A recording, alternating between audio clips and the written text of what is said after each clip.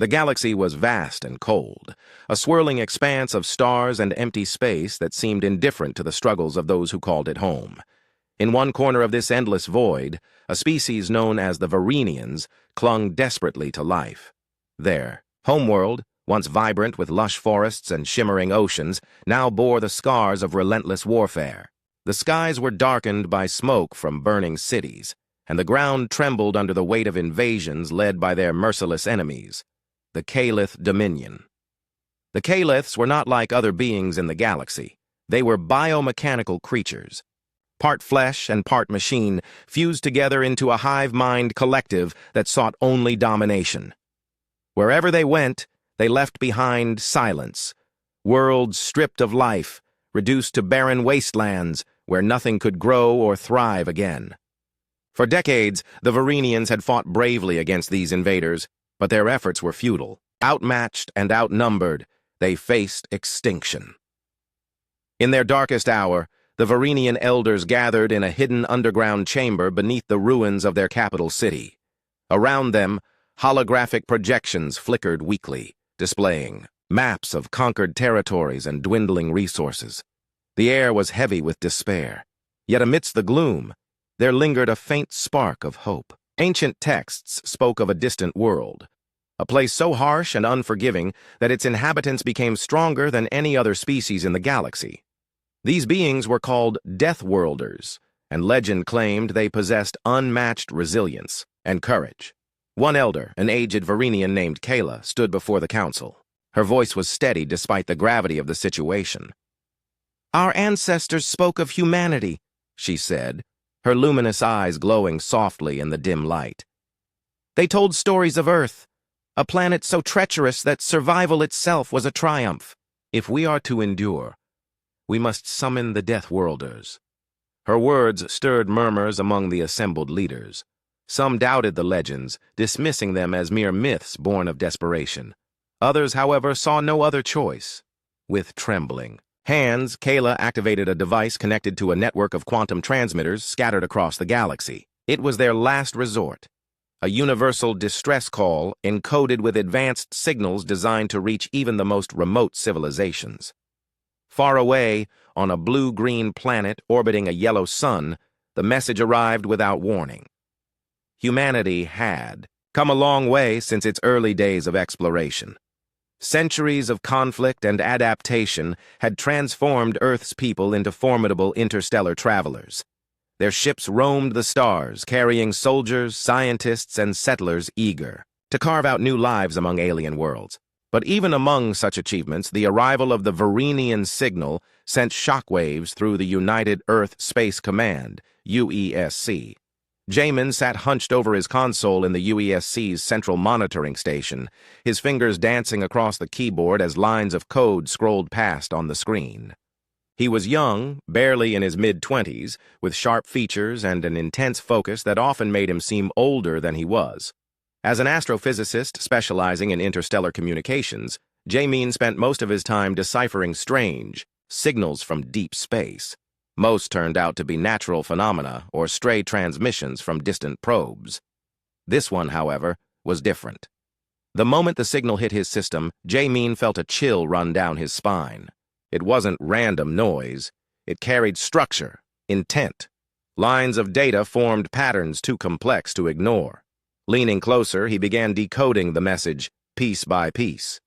Hours passed unnoticed as he worked, piecing together fragments of text and imagery until the full picture emerged.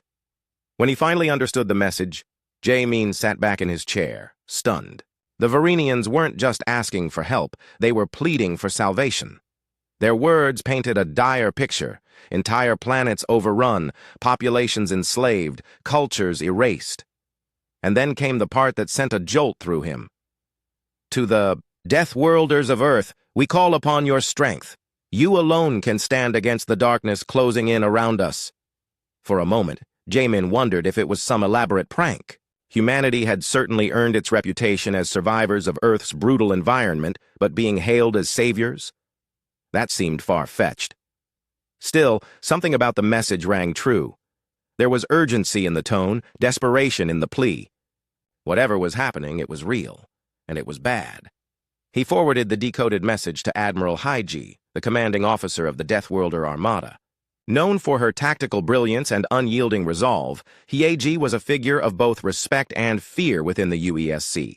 She had risen through the ranks during humanity's bloodiest conflicts, earning her stripes not just through skill, but through sheer determination. Now, as leader of the fleet, she bore the responsibility of deciding whether to intervene in the plight of a distant species. When Haiji received the report, she didn't react immediately. Instead, she studied it carefully, her piercing gaze, scanning every detail. Her office was Spartan, devoid of personal touches, save for a single framed photograph of Earth taken from orbit. To her, the image served as a reminder of what humanity had overcome, and what it still stood to lose. Summoning her senior staff, Haiji convened a meeting aboard the flagship, the EOS Vanguard. The room buzzed with tension as officers debated the implications of the Varenian plea. Some argued that humanity couldn't afford to involve itself in foreign wars, especially when their own borders remained vulnerable. Others pointed out that ignoring the threat posed by the Kalith Dominion might invite disaster later. Haiji listened quietly, weighing each argument. Finally, she spoke, her voice cutting through the din like a blade. "We cannot turn our backs on those in need," she said firmly, "but neither can we act blindly. We will investigate this matter thoroughly. If the Kaliths pose a genuine threat to galactic stability, then we have no choice but to intervene." Orders were issued swiftly. Ships were readied, supplies loaded, and crews briefed on the mission ahead. Among those chosen to join the expedition was Subin, a pilot whose name carried weight within the fleet. Though barely 30, he had already seen more battles than many veterans twice his age. His reputation stemmed not just from his skill in the cockpit, but from the ferocity with which he fought. Each sortie was a testament to his refusal to yield, even when all odds were stacked against him. Subin's reasons for joining the Armada were deeply personal. Years earlier, during a raid on a human colony, his family had been killed by marauders. Since then, he had thrown himself into combat, channeling his grief into a relentless drive to protect others. Beneath his stoic exterior lay a man haunted by loss, yet determined to ensure no one else suffered as he had. Accompanying Subin was Yun Seok, an engineer whose cheerful demeanor provided a stark contrast to the grim realities of war. Where Subin was brooding and intense, Yun Seok radiated optimism, always quick with a joke or a kind word. Despite their differences, the two men shared a bond forged in fire, having fought side by side countless times. Yun Seok's technical expertise complemented Subin's piloting skills, making them an unstoppable team. As the Deathworlder Armada prepared to depart, the mood aboard the ships was a mix of anticipation and apprehension. For many crew members, this would be their first voyage beyond humanity's sphere of influence. They knew little about the Varenians or the Kaliths, save for the cryptic details contained in the distress call. Yet there was also pride, a sense that they represented not just themselves, but all of humanity. The fleet launched from Earth's orbit, engines roaring as they pierced the atmosphere. Ahead lay untold dangers, but also the possibility of forging alliances and securing peace in a troubled galaxy. As the ships disappeared into the void, Admiral Haiji stood on the bridge of the EOS Vanguard, watching the stars stretch endlessly before her. Whatever awaited them, she vowed silently, humanity would face it head-on. After all, they were Deathworlders, and they did not back down from a fight. The Deathworlder Armada moved through the vast emptiness of space like a storm cloud on the horizon, its ships gliding silently toward the Varenian system. The journey was long, and the crew spent much of their time preparing for what lay ahead. For some, it was a chance to prove themselves in battle. For others, it was simply another mission in a galaxy filled with endless challenges. Yet beneath the surface of routine drills and maintenance checks, there was an undercurrent of unease. No one knew exactly what they would find when they reached the Varenians, or if they could trust them. Subin sat alone in the cockpit of his fighter, staring out at the endless sea of stars. He had always found solace in the quiet moments before a mission, but tonight, his thoughts were restless. Memories of his family haunted him more than usual. their faces vivid in his mind, as though they were standing right beside him. He clenched, his fists tightly, forcing himself to focus on the present. There was no room for weakness here, not when lives depended on him. Yunseok entered the hangar bay, carrying a steaming cup of coffee. "You look like you could use this," he said, handing the drink to Subin with a grin. Despite his cheerful tone, Yunseok's eyes betrayed concern. He had known Subin long enough to recognize the signs of inner turmoil. "Still thinking about them?" Subin nodded curtly, taking a sip of the hot liquid. "Every damn day," he muttered. "But that's not why we're here. We've got a job to do." Yunseok chuckled softly. "Yeah, well, maybe blowing up some alien bad guys will help take your mind off things." His attempt at humor earned him a half-smile from Subin, though both men knew the gravity of the situation. They weren't just heading into battle. They were stepping into the unknown. Meanwhile, Admiral Hyeji stood on the bridge of the Eos Vanguard, her sharp eyes scanning the viewscreen as the fleet approached its destination. She had spent countless hours reviewing the details of the Varenian distress call, searching for any hint of deception or hidden agendas. While she trusted Jaemin's analysis, years of experience had taught her to remain cautious. Trust, after all, was a luxury rarely afforded in the galaxy. As the Armada entered the outer reaches of the Varenian system, the first signs of devastation became visible. Planets once teeming with life now resembled barren wastelands, their surfaces scarred by craters and blackened by fire. Debris floated aimlessly in orbit, remnants of destroyed ships and shattered habitats. The sight sent a chill through the crew, a grim reminder of the stakes involved. When the fleet finally arrived at the Varenian homeworld, they were greeted by Kayla, the ambassador who had sent the distress call. She appeared aboard the flagship, via holographic transmission, her slender form shimmering faintly against the backdrop of the ruined planet. Her voice was calm yet tinged with sorrow as she addressed Admiral Hyeji and the assembled officers. "Thank you for answering our plea," Kayla began. "We feared we would be left to face the Kaliths alone." She paused, her luminous gaze sweeping across the humans. "Your reputation precedes you. Stories of Earth's resilience have traveled far among the stars. You are everything we hoped you would be, and more." Hyeji listened intently, her expression unreadable. When Kayla finished speaking, the Admiral stepped forward. "Tell us everything," she said firmly. "Who are the Kaliths? What do they want? And why should we risk our people for yours?" Kayla hesitated, as though weighing how much to reveal. Finally, she spoke. "The Kalith Dominion is a biomechanical collective, driven by a single purpose, to assimilate all life into their hive mind. They see individuality as a flaw, something to be eradicated. Once a species falls under their control, they lose their identity, becoming mere extensions of the Queen, a monstrous being who commands the entire swarm." She went on to explain that the Kaliths had already conquered dozens of worlds, stripping them of resources and leaving behind nothing but desolation.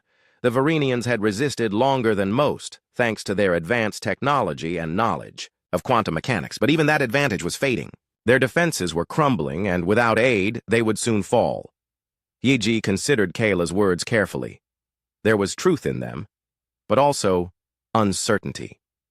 Could humanity afford to involve itself in a conflict so far from home? And what guarantees did they have that the Varenians weren't hiding something? Jaemin, who had joined the briefing, leaned forward slightly. "If I may, Admiral," he said, addressing Hyeji, "their technology, it's unlike anything I've seen. If we can study it, we might gain insights that could benefit us greatly. But we need to act quickly. The Kaliths won't wait forever." Hyeji nodded slowly. "Very well," she said. "We'll assist you for now. But understand this. If I sense even a hint of betrayal, our alliance ends immediately." Kayla bowed her head in gratitude. "You have my word, Admiral. Together we may yet turn the tide." With the initial meeting concluded, teams from the Armada began descending to the Varenian surface. Their task was twofold: assess the extent of the damage and help fortify the remaining defenses. Subin and Eunseok joined one such team, landing near a heavily damaged city where survivors huddled in makeshift shelters. The air was thick with smoke, and the ground was littered with debris. It was a grim scene, one that reminded Su-bin all too painfully of his own losses. As they worked alongside the Varenians to repair damaged equipment, Su-bin found himself drawn to Nara, a medic tending to the wounded. She was younger than him, with soft features and a quiet determination that mirrored his own. Despite their differences in appearance, her pale skin and elongated limbs contrasting sharply with his human frame, they shared a mutual understanding born of shared suffering. "You've lost someone," Nara said softly as they took a brief break from their tasks. It wasn't a question.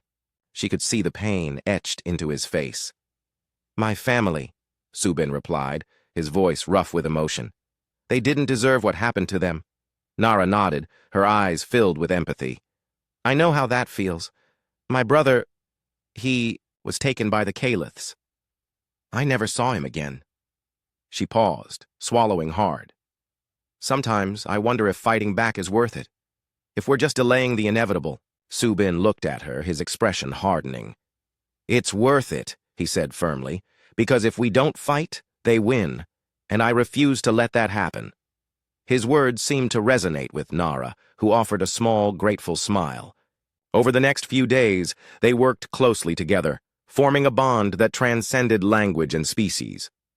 For Su-bin, it was a rare moment of connection in a life defined by loss. For Nara, it was a reminder that hope still existed, even in the darkest times. Back aboard the Eos Vanguard, Admiral Hyeji oversaw the ongoing preparations. The Varenians had provided valuable intelligence on the Calith's tactics, allowing the humans to adapt their strategies accordingly. Still, Hyeji couldn't shake the feeling that something was missing, a crucial piece of the puzzle that hadn't been revealed yet. Jae-min shared her concerns. "There's something strange about their energy cores," he explained during a private meeting. "They're incredibly powerful, but unstable. The Varenians abandoned them years ago because of the risks involved. If the Caliths get their hands on that kind of power..." He trailed off, letting the implications hang in the air. Hyeji frowned, her mind racing. "Find out everything you can about those cores," she ordered. "If we're going to stop the Caliths, we need every advantage we can get." As the days passed, the Deathworlder Armada grew increasingly integrated with the Varenians' efforts. Bonds formed between humans and aliens, forged in the crucible of shared struggle. Yet even as unity blossomed, the shadow of the Calith dominion loomed ever closer. Reports of increased activity near the edge of the system began pouring in, signaling that the enemy was mobilizing for an attack. Admiral Hyeji called another meeting, this time including representatives from both sides. "We don't have much time," she said bluntly. "The Caliths are coming, and when they arrive, they'll hit us hard. We need to be ready." Kayla nodded solemnly. "We will stand with you, Admiral. Whatever comes, we face it together." The resolve in her voice was unmistakable, and it echoed throughout the room. Humanity and the Varenians were united now, bound by a common goal: survival. As the fleet prepared for battle, Su-bin stood beside Nara, gazing up at the night sky.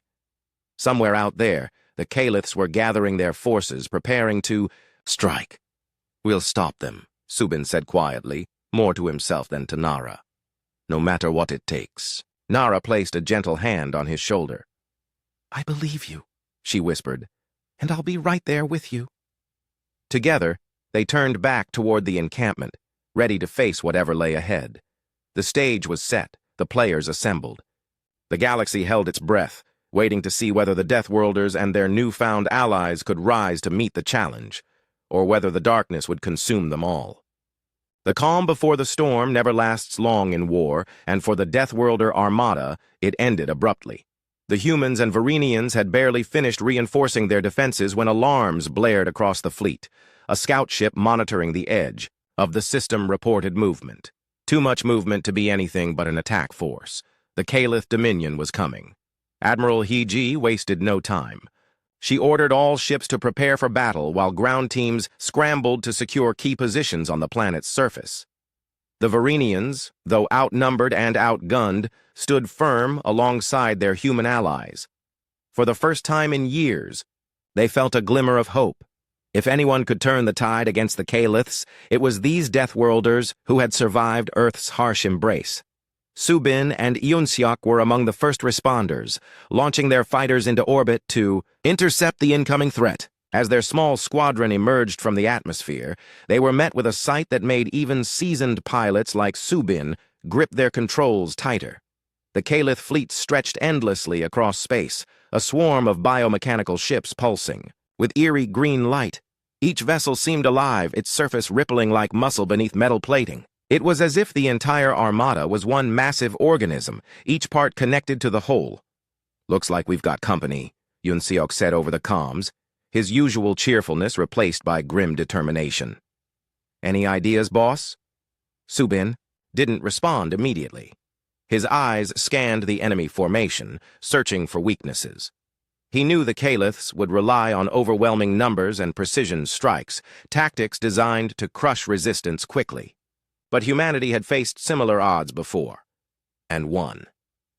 "Stick close," he finally replied. "We hit hard and fast, then pull back before they can surround us." With that, the squadron dove into the fray. Lasers streaked through space as both sides opened fire. The Calith ships moved with unnatural speed and coordination, their hive-mind connection allowing them to act as a single unit. For every shot the humans fired, two more seemed to come screaming back. Despite this, the Deathworlder pilots fought with unmatched ferocity, their maneuvers unpredictable and aggressive. They darted between enemy vessels, exploiting gaps in the formation and striking vital points with surgical precision. On the ground, chaos erupted as well. Calith dropships descended like mechanical locusts, disgorging waves of biomechanical soldiers onto the battlefield. These creatures were grotesque. Hybrids of flesh and machine, their limbs ending in razor-sharp claws and their faces obscured by featureless masks. They moved with terrifying efficiency, cutting down everything in their path. Nara worked tirelessly to treat the wounded, her hands steady despite the carnage around her.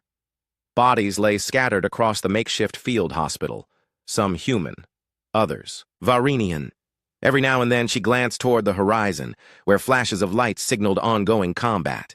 Her heart raced every time she thought of Subin, hoping he was safe amidst the chaos above. Back aboard the Eos Vanguard, Admiral Hyeji coordinated the defense effort with unshakable focus.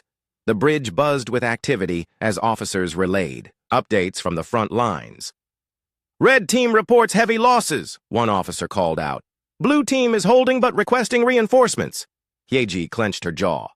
Reinforcements were scarce, and splitting the fleet further risked leaving critical areas undefended. She turned to Jaemin, who stood nearby analyzing data streams. "What do you see?" she asked sharply. Jaemin adjusted his glasses, his brow furrowed in concentration. "The Caliths are targeting our supply lines," he explained. "If we lose those, we'll be cut off from resupply and repairs. We need to hold them at all costs." Hyeji nodded. "Divert Green Team to reinforce the supply routes. Tell them to prioritize defensive positions." As orders flew back and forth, Jinwoo, a tactical officer stationed on the flagship, watched the battle unfold with growing unease. Something about the Calith's strategy felt off. Their attacks were relentless but oddly predictable, almost as if they were testing the humans rather than trying to annihilate them outright. Then it hit him. They were probing for weaknesses, learning how the Deathworlder Armada operated so they could adapt and counter. "We're playing right into their hands," Jinwoo muttered under his breath. Without hesitation, he approached Hyeji. "Admiral, I think I have an idea." She raised an eyebrow, intrigued. "Speak." Jinwoo quickly outlined his plan.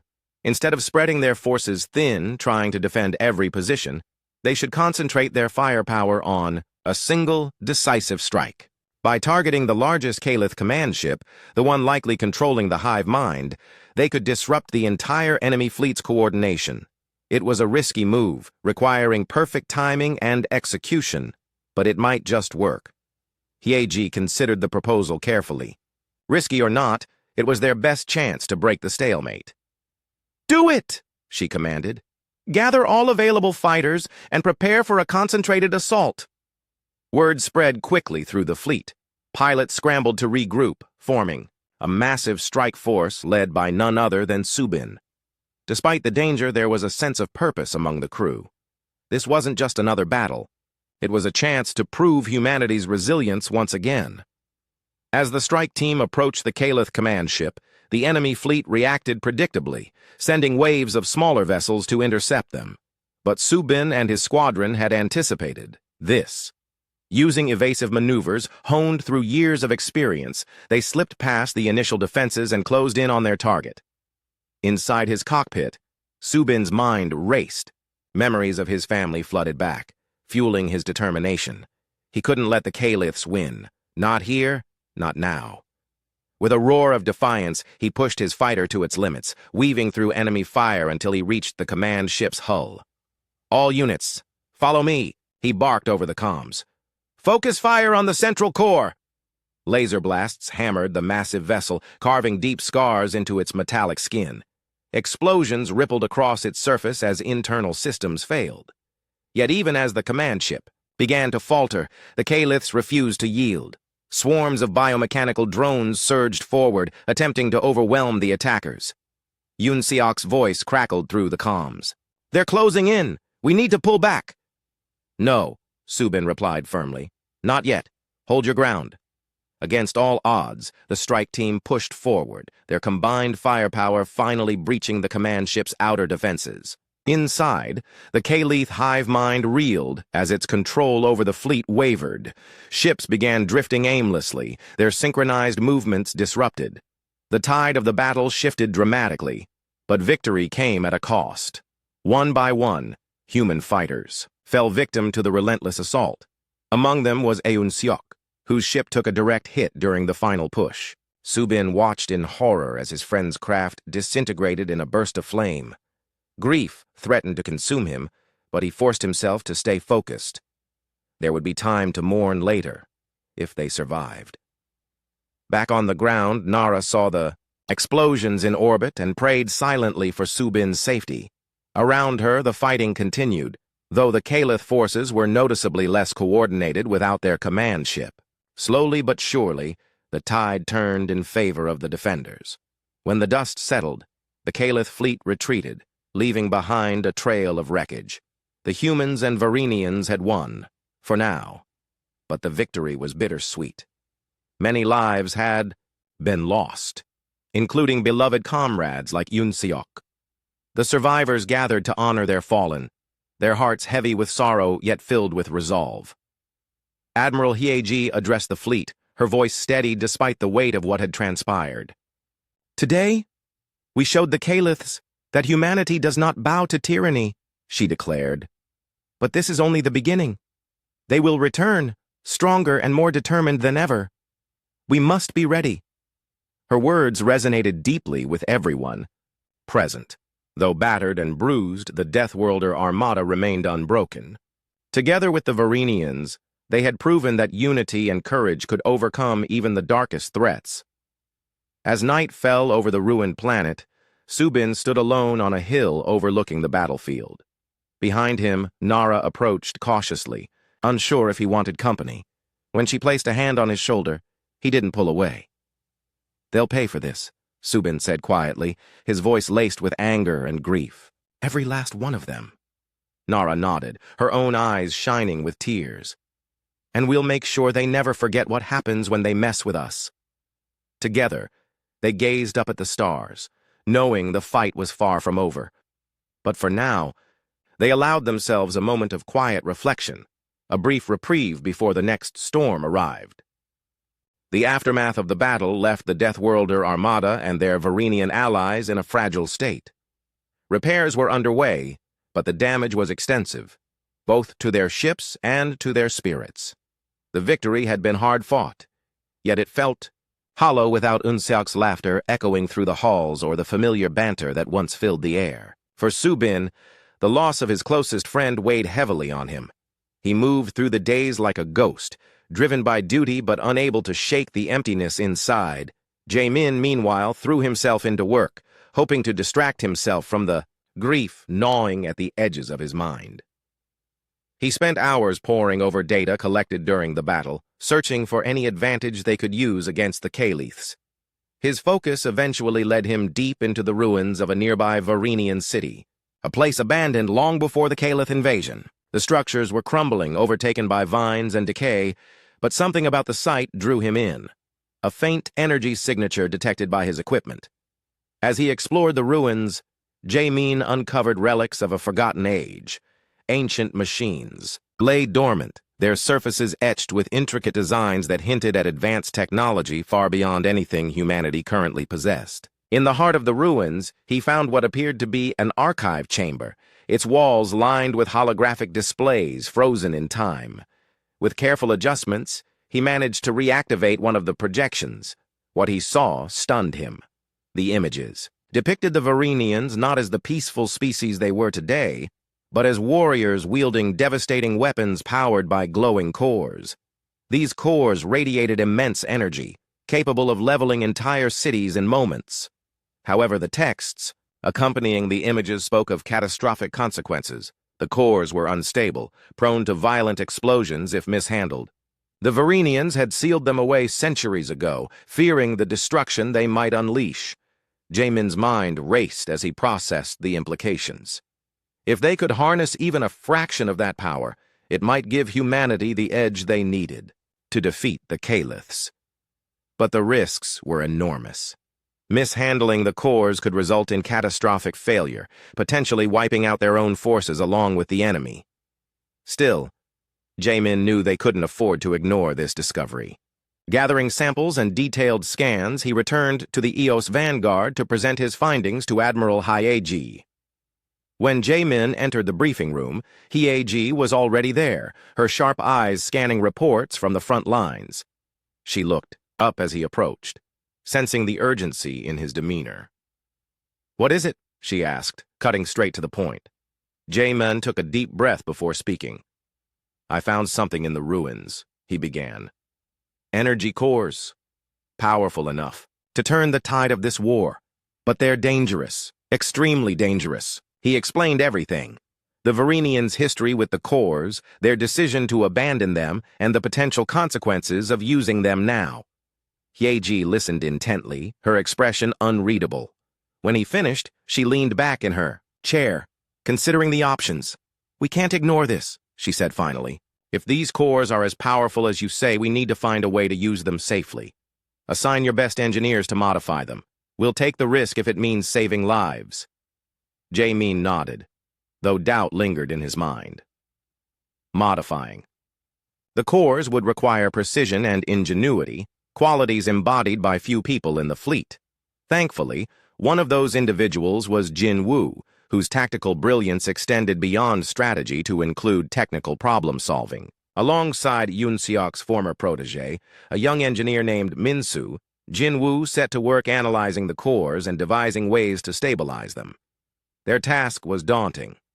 The cores pulsed with raw energy, unpredictable and volatile.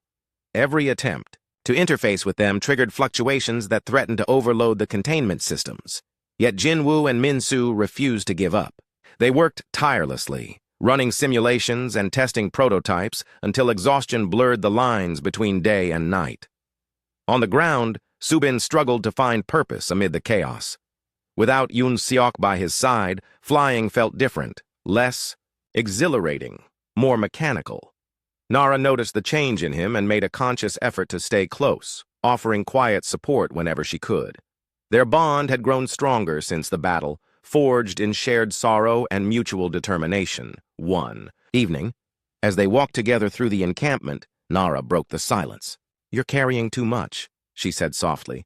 "It's okay to let some of it go." Subin glanced at her, surprised by the directness of her words. "Letting go doesn't bring them back," he replied bitterly. "No," Nara agreed. "But holding on won't either. You have to live. For them, for us, for everyone counting on you." Her words struck a chord within him, though he wasn't ready to fully embrace them. Instead, he changed the subject, asking about her own struggles. Nara hesitated before admitting she feared losing another home. "Every time I think about what happened to my brother, I wonder if I'm strong enough to face it again, she confessed. You are, Subin said firmly. And I'll make sure nothing happens to you. Not while I'm still breathing. The promise hung between them, unspoken but understood. For the first time in days, Subin felt a flicker of resolve reignite within him. He didn't know how to move forward, but he knew standing still wasn't an option. Back aboard the Eos Vanguard, progress on the energy cores accelerated. Jin Wu and Min Su devised a method to regulate the flow of energy using quantum stabilizers scavenged from damaged ships. It was a risky solution, requiring precise calibration to prevent overload, but initial tests showed promise. As the modifications neared completion, Admiral Hieji called another meeting to discuss deployment strategies. This isn't just a weapon, she warned the assembled officers. It's a gamble. If we fail to control it, we could lose everything. Are we prepared to take that risk? The room fell silent as each person weighed the question. Finally, Jamin spoke up. We don't have a choice, he said. If we don't try, the Caliths will keep coming. This might be our only chance to stop them. Hieji nodded grimly. Then we prepare for the worst and hope for the best. Deploy the cores strategically, only where absolutely necessary, and ensure every contingency plan is in place. With the decision made, the fleet braced itself for the next phase of the conflict. Modified cores were installed on select ships and ground vehicles, their power harnessed but tenuously contained. Pilots and engineers alike trained rigorously, learning how to operate the new systems without triggering disaster. Despite the tension, there was a sense of renewed purpose among the crew. They were no longer merely reacting to the Calith threat, they were taking the fight to the enemy. As preparations continued, Subin found himself drawn back into the rhythm of combat training. Flying drills became cathartic, allowing him to channel his grief into action. Nara joined him occasionally, observing from the sidelines and cheering him on. Her presence reminded him why he fought, not just for revenge, but for a future worth protecting. One night, under the light of twin moons, Subin and Nara sat together near the edge of the encampment. The stars above twinkled faintly, obscured by the lingering haze of smoke from recent battles. Neither spoke for a long time, content simply to share the moment.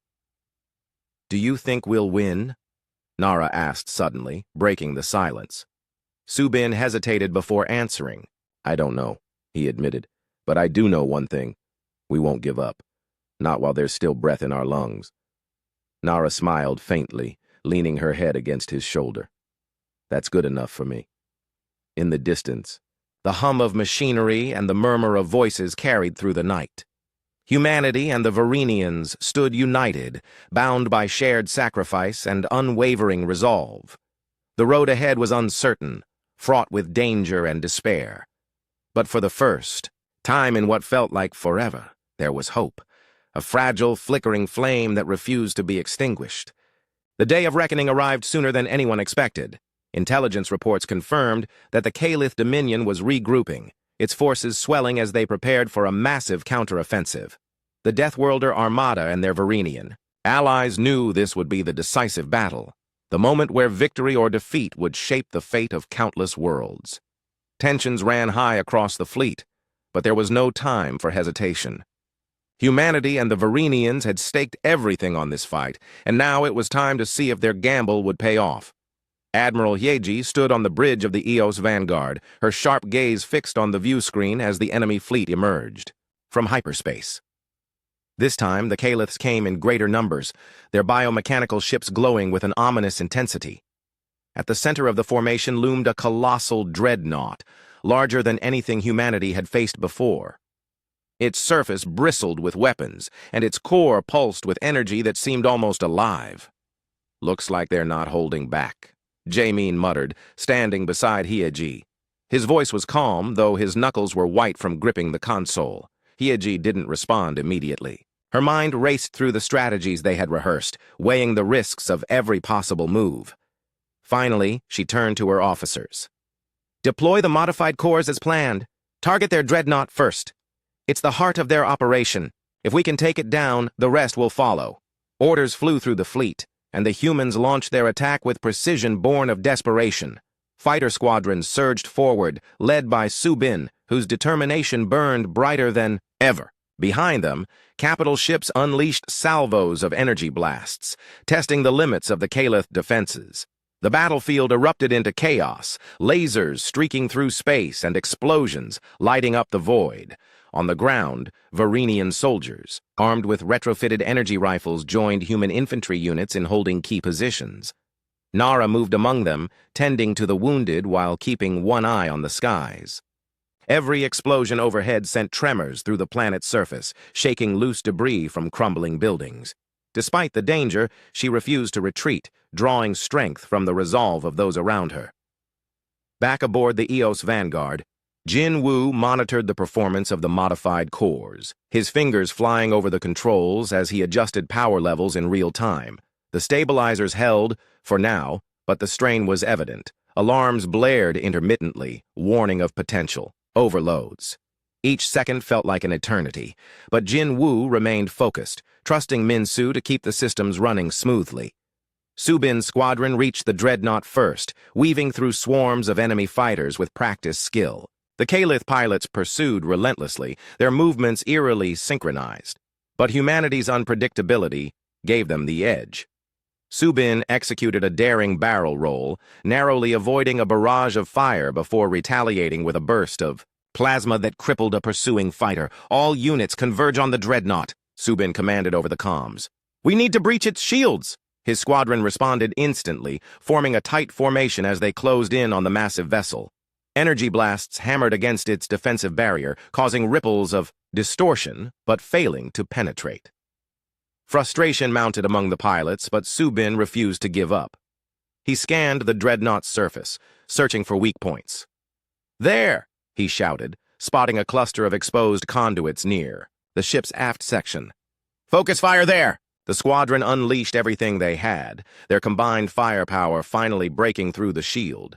Explosions tore through the dreadnought's hull, sending chunks of metal spiraling into space. For a brief moment, it seemed like victory was within reach. But the Caliths weren't done yet. Reinforcements poured in, surrounding the human fighters and cutting off their escape routes. Subin's cockpit alarm screamed as his shields faltered under sustained enemy fire. He glanced at his fuel gauge. It wouldn't last much longer.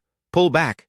Yun Seok's voice echoed in his memory, a ghostly reminder of his fallen friend. But Subin shook his head. Pulling back wasn't an option, not when so much was at stake. Instead, he made a decision that chilled even him. Activating his comm channel, he addressed the fleet. "This is Subin. I'm going in." "What are you doing?" Nara's panicked. Voice crackled through the line. She must have been listening in from the ground. "I'm ending this," Subin replied, his tone leaving no room for argument. Before anyone could stop him, he boosted his fighter toward the dreadnought's gaping wound, arming the modified energy core installed in his ship. "No! Don't do it!" Nara pleaded, tears streaming down her face. But Subin ignored her, his focus absolute.